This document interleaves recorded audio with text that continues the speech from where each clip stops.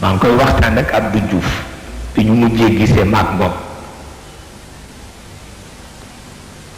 ma ni ko dafa mel ni tànn ministre yomb la waaw ma ni ko te mën na yàq lu bare ma ni ko kuy tànn ministre da ngay wut homme d'état waaye kuy tànn ku la neex rek ma ni ko bopp doxul billahi maa ko wax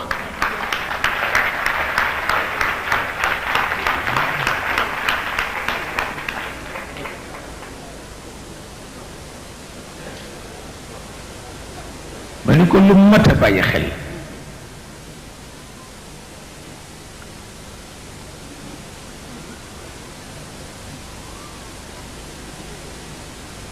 ndax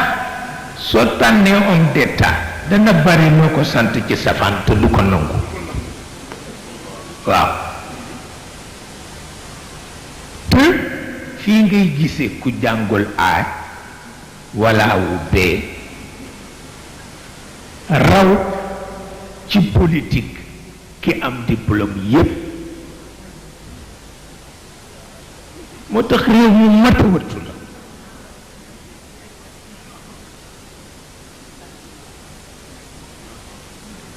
fii ngay gisee ku jàngul A wala wu B te mën na boole chef politique yépp jaay leen ci taxawaay amul werante bërki démb rek laa ciy waxtaan ak sama mbokk taalibe noo bokkoon daara ma ni ko loo yaakaar ni moo bloqué réew mi mu ni ma ñuy dugg te bëgg ñoo génn ak ñiy xaar pour ñu dugal leen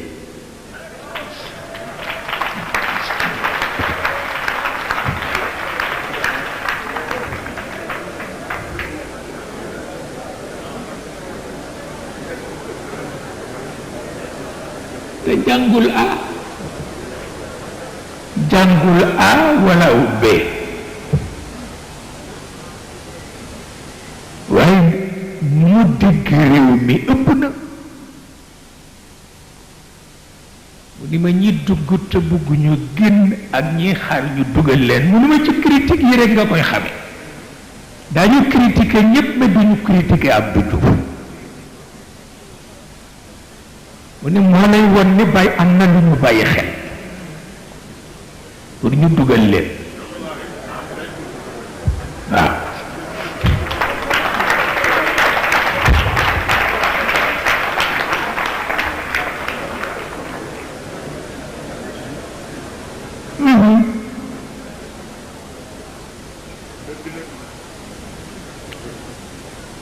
sama maam ba Haji Saydu Noor nee na réew ñetti lii fa koy doxal nee na secret ba ci ñetti liif la nekk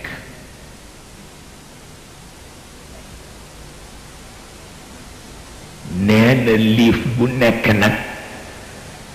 boo dee wut araf boo koy tollale ci waxu tubaab ne mën na nekk A ne kon ñetti A ñooy doxal réew ne A bu njëkk bi mooy avocat bu ko defee justice yépp dugg nee na awu ñaareel bi mooy assurance nee na bu ko defee développement yépp dugg nee na awu ñetteel bi mooy assemblée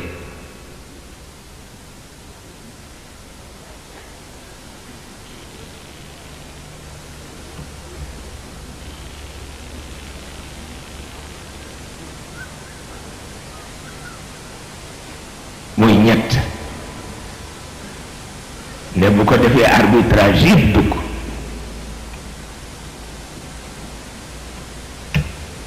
nee na réew bu ñàkkee ñett yii lu avocat compétent doxul lu assurance rëy rëy doxul lu assemblée jag-jag doxul ne booy boo jël sa valise wuti foo jëm